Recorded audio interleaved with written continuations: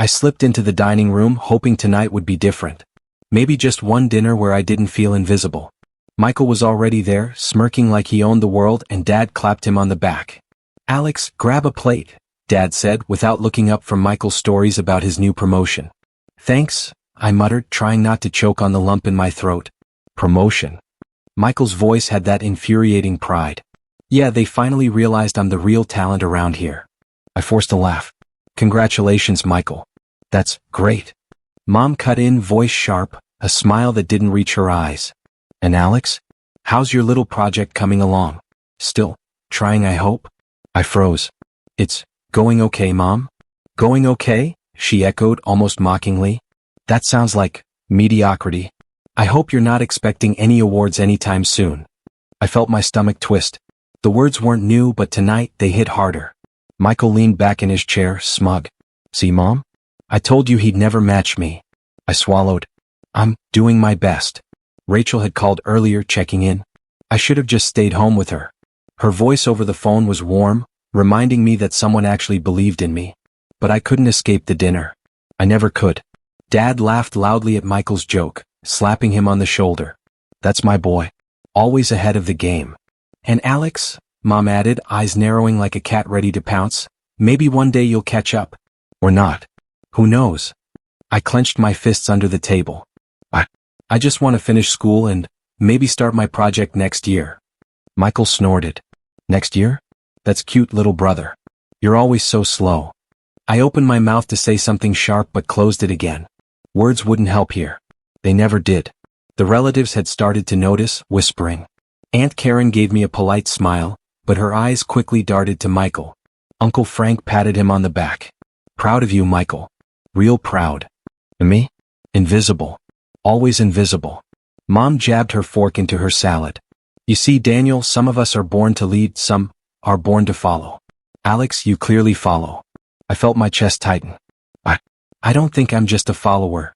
"Oh, really?" she said, voice dripping with sarcasm. "Because I haven't seen any evidence yet. Your grades were fine, I suppose, but nothing extraordinary."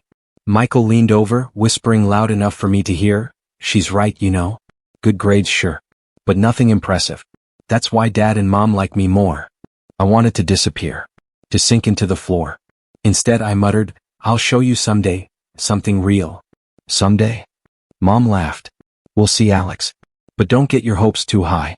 We wouldn't want disappointment again."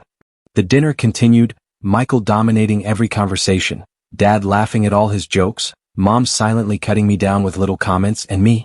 I just nodded, ate silently, and felt the anger simmering beneath my ribs.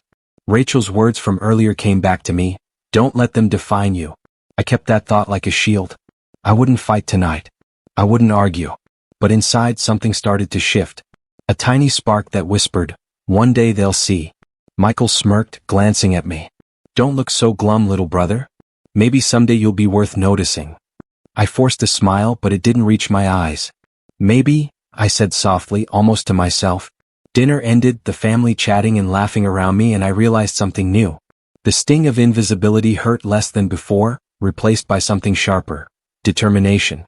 I would make them notice me, not by pleading or trying to earn their approval, but by proving I didn't need it. Tonight I was invisible. But tomorrow? Tomorrow I'd start being seen. I could hardly believe it when the email popped into my inbox. "Congratulations, Alex. You've been promoted to lead project manager." "Finally," I muttered under my breath, grinning like an idiot. Sam Torres leaned over my desk, eyes bright. "Alex, that's amazing. You've been working your ass off. I'm so happy for you." "Thanks, Sam. I just want to prove I can handle it," I said, my fingers tapping nervously on the table.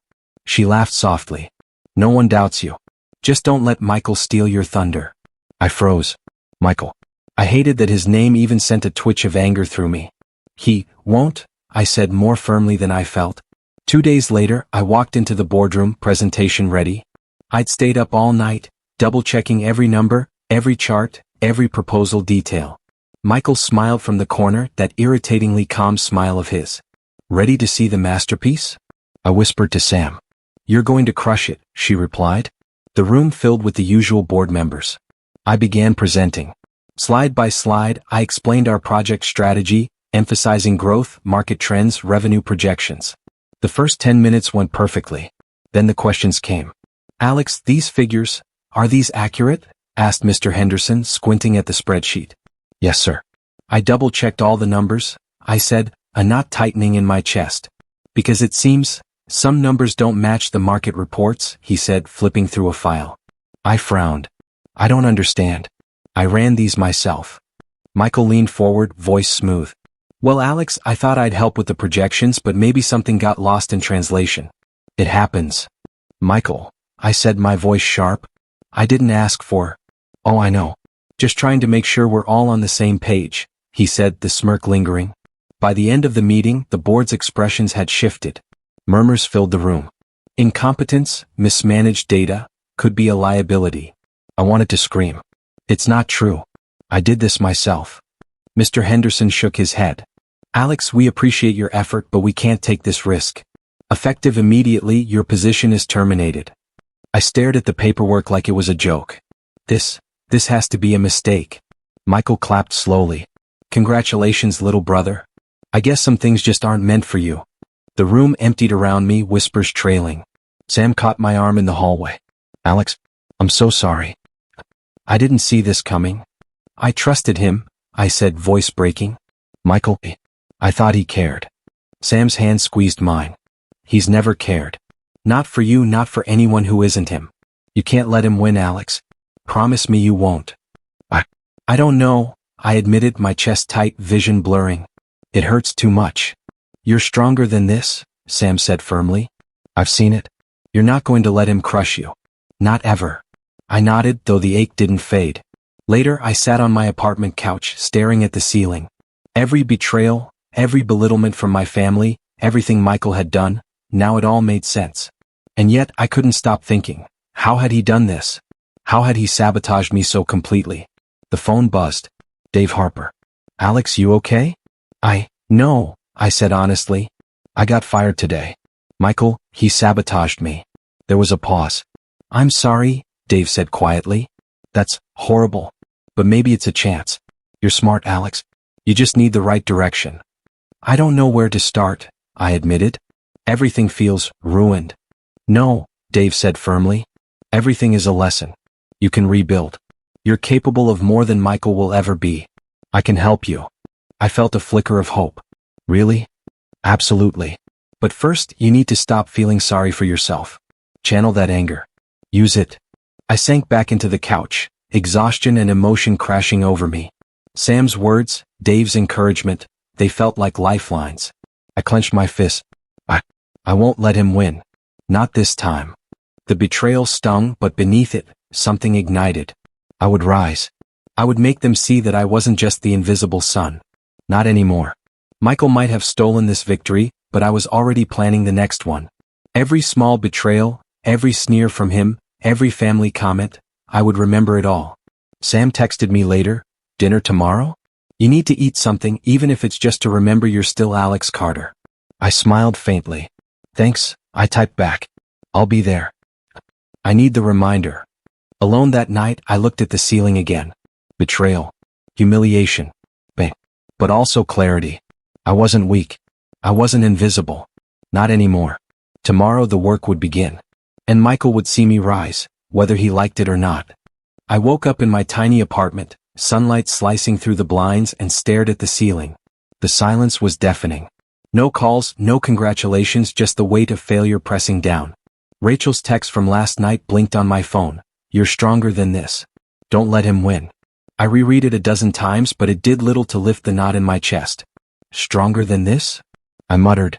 Yeah, right. I wandered to the kitchen, poured instant coffee, and scowled at the counter. Bills, overdue notices, reminders that Michael had won this round. I tossed the mug onto the sink. I can't keep living like this. That afternoon, I worked at a small cafe, taking orders and wiping tables. A regular approached. Hey Alex, you okay? You seem off. I'm fine, I said, forcing a smile. Just tired. You've been saying that for weeks, the man said gently. Whatever happened, don't let it break you. I mumbled something and turned back to the counter. But his words lingered. Don't let it break you.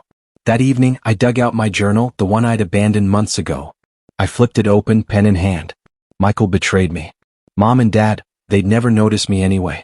Why do I even try? I wrote for an hour, scribbling frustrations, heartbreak, and anger. The ink soaked through the page. Every word felt like a weight lifted. Sam had called earlier. Alex, eat something today. Don't disappear into misery. I'm trying, I said, voice shaking. I don't know how. You start by thinking forward. Small steps. Not revenge yet. Just start. I nodded, though she couldn't see it. She was right. I couldn't just sink into self-pity. The next day, I wandered the city streets trying to clear my head. Coffee shops, bookstores, random stores. I drifted, thinking about every insult, every betrayal, every slight from my family and Michael. I had been invisible for so long, always overlooked. And maybe that was the key. Maybe no one had taken me seriously because I never forced them to. Maybe it's time to stop waiting for them, I whispered to myself. By chance, I bumped into Dave Harper outside a small tech conference. Alex? Alex Carter? I blinked. Dave Harper. Yeah. You're the one who pitched that startup idea last year, right? The numbers, projections, impressive stuff. You remember that? I asked, surprised. Of course. You've got potential, Alex. More than most people I know. What's going on? You don't look like someone ready to quit. I got fired, I admitted. Board said I was incompetent. Michael had a hand in it. Dave's eyes narrowed. Michael Carter? That guy's a snake. I know exactly the type. Listen, Alex, this doesn't define you. You've got raw talent. You just need guidance. I don't know where to start, I said, panic rising. Everything feels ruined. No, Dave said firmly. Everything is a lesson. Mistakes, betrayals, they're fuel. You learn from them, adapt, and you rise. If you're willing to put in the work, I can help you. I blinked, feeling a spark in my chest I hadn't felt in weeks. Really? You'd do that? Absolutely. But first we start small. I'll show you strategies, help you rebuild credibility. You've got a fire in you, Alex. Don't let anyone snuff it out, not even your brother. We grabbed a coffee nearby, and Dave explained how to analyze markets, manage projects, and gain attention without relying on anyone else. I scribbled notes frantically, excitement creeping in where despair had been. You're thinking too small, Dave said, leaning forward. Alex, don't aim just to survive. Aim to dominate. Make them all notice without begging for it. I nodded, swallowing hard. I want that. I want to prove I'm not invisible. Not ever again. You will, Dave said with a grin. But remember, this isn't just about revenge. It's about becoming better, stronger, smarter. Let them see who you are, not who they think you are. That night, I sat back in my apartment, journal open again. I wrote down everything Dave had said, mixed with my own plans. Step 1, learn. Step 2, rebuild. Step 3, rise. The words felt heavy but empowering, like laying bricks for a foundation. Sam called. Alex, are you still alive over there? I laughed, a genuine sound. Yeah. I'm figuring things out. That's all I needed to hear, she said. Keep going. I ended the call, staring at the ceiling. Betrayal had broken me. Humiliation had hurt. But the fire inside, the spark Dave had reignited, wouldn't die. I clenched my fists, whispering, this is just the beginning. Michael Carter, watch closely. I'm coming back. Stronger. Smarter. Unstoppable. And for the first time in weeks, I actually believed it. I set up my laptop at the small coffee shop, a notebook full of scribbles next to it. New business ideas, calculations, projections. I needed to start somewhere, even if it was tiny. Alex, you're really doing this? Sam Torres leaned over my shoulder, eyebrows raised. Starting fresh, from scratch? I have to, I said, tapping the keyboard. I can't sit around waiting for Michael to crush me again. I need control. Sam's lips pressed together. I get it. Just, don't burn out. I won't, I said, but I could feel my pulse speeding. Every failure, every betrayal, they weren't going to happen again. 2 weeks later, the first prototype was ready. I invited Rachel Bennett to see it. It's small, but it works, I said, handing her the device. Rachel smiled. It's impressive, Alex. Seriously. I knew you'd figure something out. You always believe in me, I said, shrugging. Even when I don't believe in myself. That's what friends are for, she said softly. The real test came at the family gathering. Dad was showing off Michael's latest promotion. I had thought about skipping it, but I wanted them to see. Michael spotted me and smirked. Alex? What's this? Your little project again? I kept my smile. Yeah, Michael. Just a small venture I'm testing. Small? He laughed loud enough for the room to hear. Maybe someday you'll handle something important. I made a mental note, recording every reaction, every chuckle, every raised eyebrow. He was predictable, arrogant, impatient, careless with details. Perfect weaknesses for someone like me to exploit later. Rachel squeezed my hand under the table. Ignore him. This is your moment no matter what he says. I nodded, heart racing. I'm just learning. Sam appeared nearby, leaning casually against the wall. Alex, people are watching. You need to be careful how much you reveal. Careful? I asked. Or scared? She tilted her head. Both maybe. Just, don't let him know how much you're thinking ahead. I laughed softly. Relax, Sam. I'm not as naive as I look. Later that night I walked home reflecting. Every comment from Michael, every smirk, every laugh, it all fed my strategy. I wasn't building this just for profit. I was learning his patterns, finding openings. The next morning I ran into Ethan Lewis at a networking event. Alex Carter. I didn't expect to see you here, Ethan said, arms crossed. Heard about your little project. It's nothing yet, I said, eyes sharp. But it's growing. You'll see. Ethan chuckled, a low mocking sound. We'll see indeed. Just don't get too ambitious. Not everyone has the stomach for real business. I smiled. I have the stomach for more than you think, Ethan. He raised an eyebrow but walked away, and I felt a small victory. Not just that he had underestimated me, but that I was already practicing resilience, turning doubts into fuel. Back at my apartment, Rachel called. How did it go? Better than expected, I admitted. Ethan Lewis is already underestimating me. Michael, he's still the same arrogant idiot. Perfect. Rachel laughed softly. I swear, Alex, you're starting to scare me with how calm you've gotten. Are you plotting?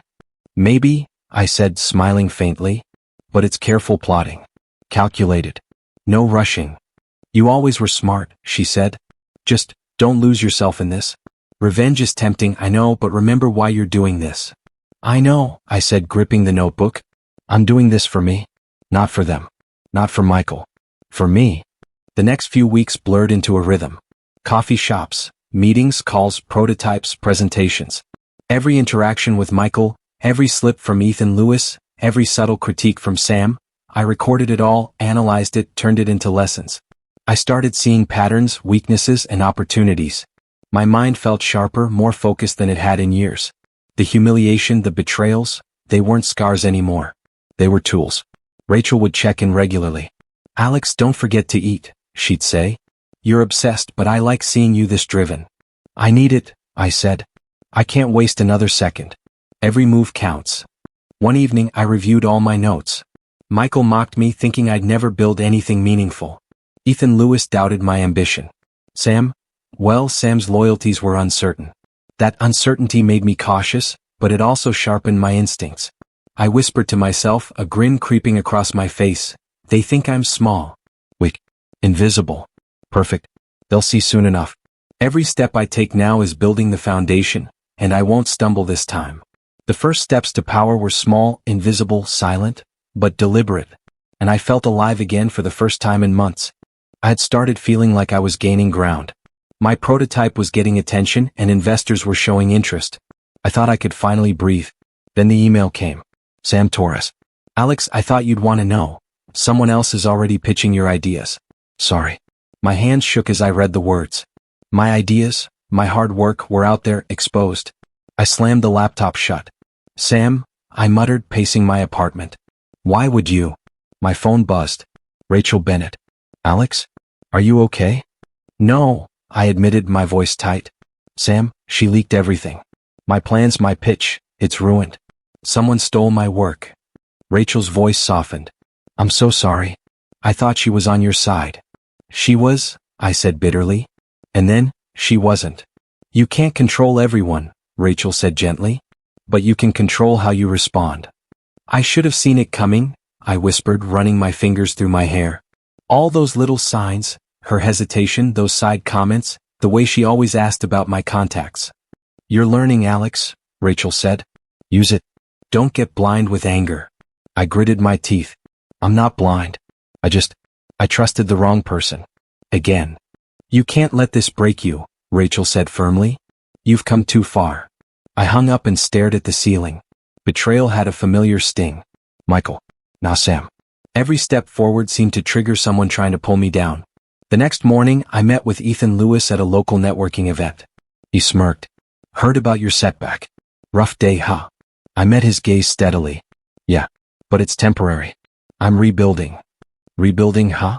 Funny how fast things fall apart, he said, crossing his arms. Maybe, I said calmly. But I've learned a lot. Every failure is a lesson. Even betrayal. Ethan raised an eyebrow. Interesting philosophy for someone so young. I smiled faintly. Experience teaches faster than age sometimes. Later that day, Olivia Green contacted me. Alex Carter? I hear you're the guy behind that startup everyone's talking about. Mind if I write a piece? I don't know, I said cautious. Some of my ideas were leaked. That's exactly why it matters, Olivia said, eyes sharp. Your story isn't just about business. It's about resilience. People want to read about someone who bounces back. I hesitated, weighing trust. But something in her tone felt genuine. All right. But I'm careful. I don't want my setbacks exposed as weaknesses. Smart, she said, smiling. You've got potential. Let me help amplify your voice, not expose your failures. I nodded. Deal. But no embellishments. Just the truth. Of course, Olivia said. That evening I confronted Sam. Why, Sam? I trusted you. I shared everything. And now? Her face fell. Alex, I didn't mean for it to go that far. I just thought. You thought what? I snapped. That betraying me would help you? That you'd get ahead by leaking my work? Sam's eyes darted away. I needed to prove I could handle things on my own. I thought if I did this, you'd respect me. Respect. I laughed bitterly. By sabotaging me? That's not respect, Sam. That's betrayal. I'm sorry, she whispered. Sorry doesn't fix this, I said, voice low but firm. You crossed a line. Don't think this can happen again. I won't make the same mistake twice. I left without another word. Anger churned inside me, but beneath it, clarity formed. Betrayal was painful, yes, but it was also a lesson. My trust had limits, my vigilance needed sharpening. The next day I called Rachel. I'm forming alliances. Olivia Green can help with exposure, Ethan Lewis. I'm keeping him close, watching his moves. And Sam, she stays in check. You're learning fast, Rachel said, warmth in her voice. Just don't let anger cloud your judgment. Revenge is tempting, I know, but careful patience will win longer. I know, I said. It's just tempting to lash out. Rachel laughed softly. Tempting, yes. Smart? No. Remember why you're doing this. For yourself, not just for payback. I nodded, writing down a list in my journal. Step 1, rebuild trust carefully. Step 2, amplify influence. Step 3, monitor enemies and allies alike. Step 4, never be caught off guard again. Evening came and I sat alone, reviewing every interaction, every betrayal, every detail. Michael had underestimated me. Sam had tested my trust. Ethan had doubted me. And Olivia, she might just become the ally I needed. I whispered to myself, a grin forming despite the sting. Betrayal hurts. But it sharpens. It teaches. Every setback is fuel. And I've got plenty of it. I clenched my fists over my notes. Patience. Strategy. Control. Revenge can wait, for now. The sting of Sam's betrayal still burned, but it no longer paralyzed me. It propelled me forward. Every setback, every stolen idea, every deceptive smile. These were tools now, lessons in disguise. I looked at my reflection in the window. Eyes sharp. Jaw firm. Determined. This isn't the end. It's just the beginning. And everyone who crossed me, they'll see the difference soon enough. For the first time since Michael's sabotage, I felt ready. Not just to recover, but to rise. Slowly, carefully, strategically. I sat at my desk, reviewing the latest investor reports. Every number, every note, every email was a piece of the puzzle. This time I wouldn't be blindsided. Sam Torres had taught me caution. Michael Carter had taught me patience. And now it was time to turn those lessons into action. Alex, this is impressive, Rachel Bennett said, leaning over my shoulder. Her eyes were bright, filled with belief. You've built momentum faster than I expected. Momentum, I said slowly. Not enough yet. But it's a start. Rachel tilted her head. Are you okay? You seem calmer, more calculating than before. I've learned to control the chaos, I said. Control the story people see and they start believing what you want them to believe. She frowned. You mean, manipulate perception? Not manipulate, I corrected softly. Manage. Present the best version of what I've built. The truth is strong enough, if framed carefully. Rachel smiled, a mixture of admiration and worry. You're changing, Alex. Don't lose yourself in all of this. I'm aware, I said, fingers tapping the table. But being aware doesn't mean standing still. That night at a small networking gala, I overheard whispers. Investors discussing rumors of my startup's growth. Michael Carter's name came up, of course, paired with skepticism. Heard Carter's little brother is making waves, one voice said. I smiled inwardly. That one statement carried more weight than any promotion Michael had ever received. I could feel the first ripple of his anxiety. Later, Rachel joined me, her presence grounding me. People are noticing, she said softly. You're gaining influence, Alex. But be careful, visibility draws attention, both good and bad. I know, I said. Every smile, every handshake, every meeting, I have to make it count. Public perception is my ally. Across the room, Michael Carter appeared. He scanned the crowd, eyes flicking toward me. I noticed the subtle shift in his posture, the tightening of his jaw. Anxiety. Satisfaction coursed through me, tempered by the faintest pang of guilt. Alex, Rachel whispered, nudging me. He's watching you. I see him, I said. And he's underestimating me. Classic mistake. Over the next few weeks, I moved carefully but decisively.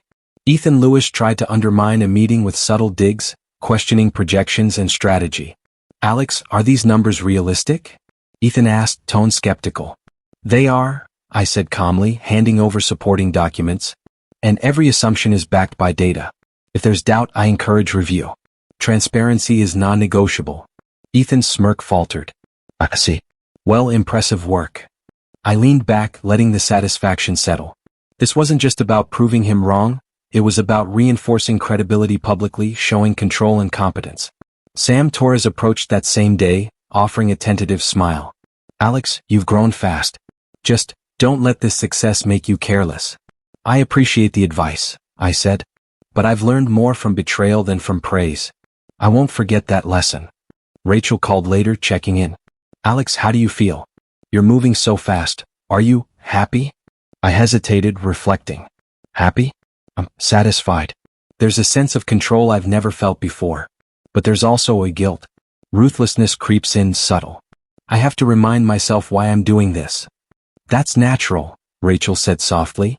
Just don't lose the part of you that's still human. I won't, I said, though I wasn't entirely sure. But for now, the strategy was working. Minor rivals were neutralized, credibility restored, and Michael Carter's anxiety was growing like a shadow behind his smile. One evening, I presented a new initiative to potential investors. Every word, every gesture was deliberate. I framed challenges as opportunities, setbacks as lessons, and growth as inevitable. Questions came, doubts were raised, but I met each with calm authority, turning potential criticism into reinforcement of competence. Afterward, Rachel approached me. You were brilliant. Calm, collected, they didn't see the storm underneath. I laughed softly. The storm is still there. But it's contained. Harnessed. That's terrifying, she said, shaking her head with a smile. And impressive. That night, alone, I reflected. Michael Carter had underestimated me for years. Sam Torres had betrayed me once. Ethan Lewis doubted me constantly. And yet, every misstep from them became a lesson, a building block. I traced each victory, each carefully crafted perception in my notebook. Control perception. Build alliances. Exploit weaknesses. Each line brought clarity, a mix of satisfaction and a twinge of guilt. Ruthlessness was creeping in, but it was measured, necessary. I'm not Michael, I whispered to myself. I won't rely on arrogance or luck. I'll rise by strategy, by patience, by calculated action. Looking back, I realized I was no longer reacting. I was orchestrating. And with Rachel as my anchor, my judgment sharpened, and my mind clear, the game had truly begun. The first steps toward real power were taken. The tables had turned subtly, quietly, but they had turned. And Michael Carter, the one who had always looked down on me, was already feeling it. I smiled faintly, chest tightening with anticipation and restraint. The game is mine now, and it's only getting started. I watched the news feed from my apartment, a slow smile forming. Michael Carter's company was hemorrhaging clients, mismanaging projects, and failing public commitments. Every blunder he made was another ripple in the pond I had been quietly stirring for months. Rachel Bennett slid onto the couch beside me. Alex, are you enjoying this too much? Not enjoying, I said carefully. Observing. Strategy matters more than satisfaction. She tilted her head. It looks like satisfaction to me. Maybe a little, I admitted, closing my laptop. But I have to stay composed. Public perception is delicate. If I gloat too early, I ruin the lesson. The following week, I arranged a casual meet with potential investors, making sure some of Michael's mistakes were visible to them through indirect comparisons. Alex, I heard Carter's team delayed the West project again, an investor said, shaking his head. Yes, I replied smoothly, I noticed the same. It's unfortunate when overconfidence leads to oversight. That's why I emphasize structured review in my work. Reliability matters more than bravado. Rachel squeezed my hand under the table. You're calm. Like a chess player. Exactly, I whispered.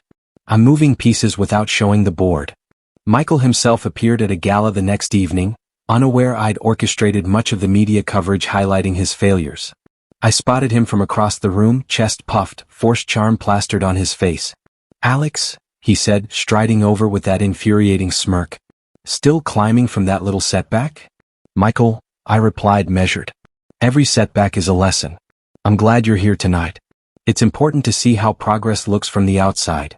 He raised an eyebrow. Progress, huh? Don't get too cocky. Things change fast in business.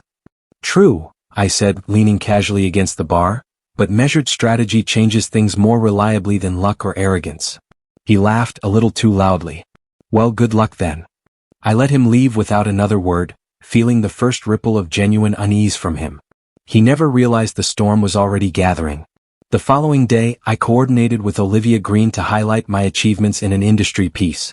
Carefully, she framed the story around resilience, strategy, and measured growth, without overtly attacking Michael but subtly contrasting him with me. Rachel read the draft. Alex, this is powerful. You're being recognized for all the right reasons. I've learned to wield perception like a weapon, I said softly, without ever unsheathing it publicly. Subtlety is key. A week later, Michael made a public statement about a new product launch. I had already noticed his team's poor preparation, and he underestimated the scrutiny it would receive. The press was merciless. Questions he couldn't answer piled up, investors' doubts made headlines, and social media lit up with criticism. Alex, it's brutal, Rachel said, biting her lip. Your brother, he's unraveling. I nodded, chest tight with satisfaction and a hint of guilt. Yes. But I didn't orchestrate the humiliation directly. The universe, combined with poor judgment, did the work for me. Sam Torres appeared briefly at my office, eyes cautious. Alex, I saw the coverage. You're careful, but are you okay with how far this is going? I'm fine, I said, masking the thrill. I'm staying within bounds. This isn't revenge, it's exposure of truth. Michael's arrogance, combined with his own choices, brought him here. You sure? She asked, voice low. Because it looks like karma, but it could feel like cruelty. Not cruelty, I said. Justice. But justice is uncomfortable sometimes. That's the lesson. Even for me. The climactic moment came at a board meeting attended by industry leaders, media, and our family. Michael Carter presented confidently, but the room was already buzzing with murmurs about prior failures. Alex, watch this, Rachel whispered. Michael began his presentation, fumbling through data, defensive when challenged and overcompensating with arrogance. The audience exchanged skeptical glances, whispers growing louder. I leaned back, calm, observing. Every reaction, every doubt, every crease of concern on Michael's face was a confirmation. When a sharp question from an investor exposed a glaring oversight, Michael froze. I could see the panic rising behind the practiced charm. Alex, is this? Rachel asked, voice low. Exactly, I whispered. He's cornered by his own mistakes. By the end of the meeting, Michael's credibility was shattered. Reporters wrote live, social media amplified every misstep, and even our family exchanged uneasy glances. Later, Jessica Carter approached me, a mixture of awe and confusion in her eyes. Alex, I didn't realize. I smiled faintly, keeping my tone neutral. It's all right, Mom. It's been a long road and perspective changes over time. Daniel Carter nodded slightly. You've grown, Alex. We see that now. I felt the old pangs of resentment soften, replaced by a careful satisfaction. Not gloating, not revenge, just acknowledgement. Rachel hugged me briefly. You stayed composed. Ruthless but controlled. I'm proud of you. Controlled, I repeated softly, reflecting. Ruthless, yes, but only when necessary. There's power in patience, in letting actions speak louder than words. That night, I sat alone, journal open. Michael's downfall wasn't mine to deliver, it was his own doing, amplified by strategy. Still, the satisfaction coursed through me. Every misstep, every arrogant grin, every careless word from him had become fuel. I wrote, control perception. Learn from betrayal. Strike subtly. Karma is a teacher, patience a weapon. A faint pang of guilt lingered. Ruthlessness had a cost, even when justified. I reminded myself, this wasn't cruelty. This was measured consequence. Looking at the reflection in my window, I whispered, Michael Carter, you taught me more than you realized. And now, the game has changed. The tables are mine. I closed my journal and exhaled. Satisfaction, yes. Calm always. Ruthlessness when needed. And the moral question, how far to go, remained a shadow I would navigate carefully. The first full victory was mine. And for the first time, I felt the power of strategy, patience, and controlled perception. I sat alone in my penthouse, overlooking the city lights, a glass of whiskey in hand. Success tasted sweet, but it also carried a bitter aftertaste. Rachel Bennett's voice echoed in my mind from our call earlier. Alex, don't forget who you are. Power without balance, it consumes you. I know, I muttered, swirling the amber liquid. But it's hard to remember who I was when everyone ignored me for so long. A photo on the shelf caught my eye. Me as a child, smiling weakly next to Michael Carter, Mom and Dad beaming at him. I had always been invisible. Now the tables had turned, yet the emptiness lingered. Rachel had come over that night. Alex, you're tense, she said softly, sitting beside me.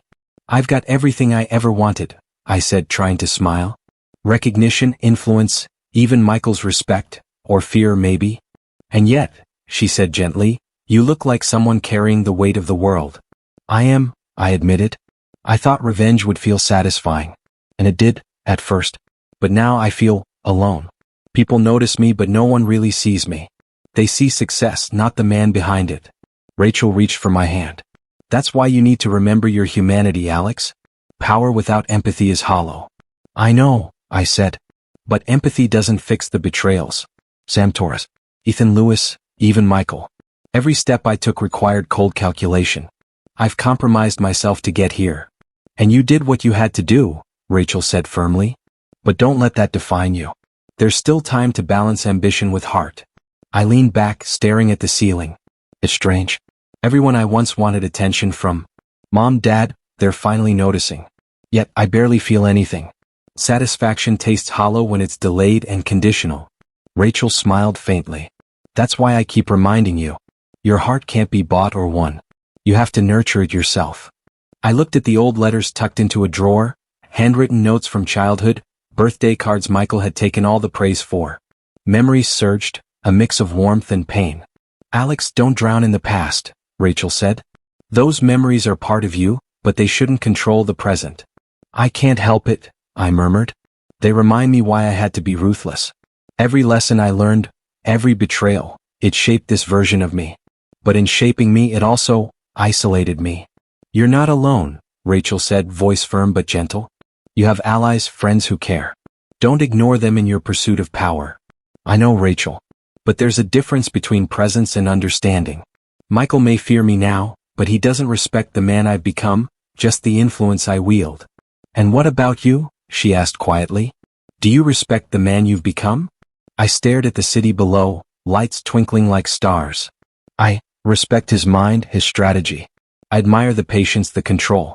But the heart. I'm still figuring that out. She sighed softly. That's why I'm here, Alex. To remind you that power and heart can coexist. That success doesn't have to be lonely. I took a deep breath. It's strange. I worked so hard to rise, to be seen. And now I am. Yet the cost, it's heavier than I imagined. The family's attention, the people I've lost, the compromises I've made, they weigh more than any trophy or headline. Rachel leaned closer. Then don't carry it alone. Let someone in. Let yourself be vulnerable sometimes. That's not weakness, it's strength. I chuckled softly, a bitter sound. Strength, maybe. Or maybe just the illusion of it. I feel invincible yet fragile. Ruthless yet human. Victorious yet lonely. She placed her hand on mine. That's the paradox, Alex. You can have both, but you have to choose awareness over blind ambition. I nodded slowly, taking in her words. The city lights reflected in my glass, fragmented like my thoughts. Power had brought me recognition, influence, and victory over betrayal. But it had also brought isolation, moral compromise, and the realization that triumph without connection was hollow. Rachel, thank you, I whispered. For reminding me that there's more to life than strategy and revenge. That being human isn't a flaw, even for someone in my position. She smiled softly. You're learning, Alex. And that's what matters. I glanced once more at the old photo, then at the letters. They were reminders of pain, yes, but also of resilience, growth, and the choices that shaped me. Maybe the true victory, I said aloud, isn't just power, it's learning how to live with it without losing myself. Rachel nodded, squeezing my hand. Exactly. And you won't have to do it alone. For the first time in months, I felt a small weight lift. Power was intoxicating, yes. But connection, empathy, that was sustaining. The balance between ambition and humanity would take time, but I was ready to try. I held the glass of whiskey, not for celebration, but for reflection. Victory tasted different now, richer, more complex, but no less satisfying. And for the first time, I realized that even amidst loneliness and moral compromise, there was hope for redemption, for balance, and for something deeper than recognition. The air in my childhood home felt different the moment I walked in. Michael Carter sat stiffly at the dining table, face pale, eyes darting between Mom, Dad, and me. Alex, Mom's voice faltered. You've grown. I have, I said calmly, letting the words settle. But growth isn't just about age, Mom. It's about choices, consequences, and resilience. Michael's jaw tightened. So, this is your victory? I shook my head slowly. Not victory, Michael. Awareness. Understanding. You made your choices, I made mine. And here we are. Dad cleared his throat. Alex, your success, it's impressive. We didn't realize. Now you do, I said softly. But realizing it doesn't change the past. It only reminds you that neglect has consequences. Rachel Bennett stepped slightly behind me, her presence steadying. Alex, remember, calm and composed, she whispered. I nodded, turning back to my parents. I didn't come here to gloat. I came to confront the past, not with anger, but with clarity. The years I spent invisible shaped me, yes, but they also taught me resilience. They taught me self-worth. And they taught me that respect isn't given, it's earned. Mom's eyes glistened. We should have noticed sooner.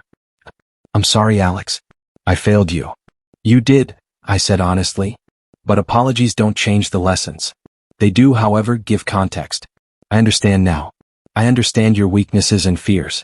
But I also understand my own strength. Michael's hand twitched, gripping the edge of the table. And now you're, what? Rich, respected, untouchable? Not untouchable, I said slowly. Aware. Strategic. Cautious. Every move I make now is deliberate, not reactionary. I've learned patience, Michael. That's what sets me apart. Michael's smirk faltered, replaced with something sharper. Regret. I never imagined. You never imagined that choices have consequences, I said softly. I never imagined I'd be invisible to my own family either. But imagination doesn't shape reality, actions do. Rachel's hand found mine subtly. Her eyes said what words couldn't. Strength balanced with empathy. I drew courage from her presence. Alex, Dad began, voice heavy. No, Dad, I said, holding up a hand. Not words. Not praise. I've heard plenty of words in my life. Actions matter more. Michael's arrogance, Sam Torres' betrayal, those early dismissals. Every challenge I faced taught me something about strategy, resilience, and who I truly am. Michael's gaze dropped. I see that now. I made mistakes. Yes, I said gently, my tone measured. And the weight of mistakes shapes us. It teaches humility, reflection, if we allow it. You've had a chance to reflect, Michael. Use it wisely. Mom's hands trembled as she reached for mine. Alex, we want to support you now. Please forgive our blindness. I smiled faintly, letting the warmth wash over me without softening my resolve. I don't need forgiveness to continue my journey, Mom. But acknowledgement, that matters. Recognition of the past and of what it took to reach this point. Rachel squeezed my hand under the table. You've balanced strength with grace, she whispered. I've learned, I said softly, that power without understanding is hollow. Revenge without purpose is empty. And success without reflection is meaningless. Michael spoke again, quieter this time. I never thought I'd see you like this. Calm, strong, unshaken. I've learned to transform pain into patience, betrayal into strategy, and neglect into resilience, I said. That's my journey, Michael. Not yours. But you can learn if you choose. Rachel leaned against me slightly. You've grown beyond the pain, Alex. You're still human, but you're stronger now. I looked around the room, the same walls that once echoed with dismissal, now witnesses to my quiet reclamation. I've achieved respect, success, and influence, I said, voice low but steady. But the real transformation isn't external. It's internal. The lessons I've learned, the strength I've gained, the resilience I've honed, that's my true power. Mom's lips quivered. We're proud of you, Alex. Truly proud. Pride is unnecessary, I said gently. Understanding and awareness are enough. The past shaped me, the betrayals tested me, and the solitude taught me patience. Now, the future is mine to navigate with clarity. Michael's shoulders slumped. I hope one day I can regain what I lost, respect, trust, maybe even your regard. Respect is earned, I said softly. Trust must be rebuilt. Regard is given when sincerity meets action. I hope you find the path forward, Michael. I truly do. Rachel smiled, a quiet, grounding presence beside me. Alex, whatever comes next, you won't have to face it alone. I nodded, feeling the weight of her words settle. Yes, the journey doesn't end here. Success, power, closure, they are not destinations but continuous choices. I've learned to navigate the path with patience, awareness, and empathy. I looked at the family, at the man who once overshadowed me, and felt no anger, only clarity. I am not defined by their neglect, nor by their mistakes. I am defined by my choices, my actions, and my resilience. That is the lesson I carry, and the strength I will continue to wield. Rachel leaned closer, whispering, You've earned peace, Alex. And you'll keep earning it every day. I exhaled slowly, a sense of calm washing over me. Power, respect, and recognition were tangible now, but the real transformation, the quiet, internal victory, was something far deeper. Pain and betrayal had shaped me, but they no longer controlled me. I looked out the window, city lights shimmering below, and whispered to myself, I am Alex Carter. Strong, aware, resilient, and still human. And that balance, that is my true victory.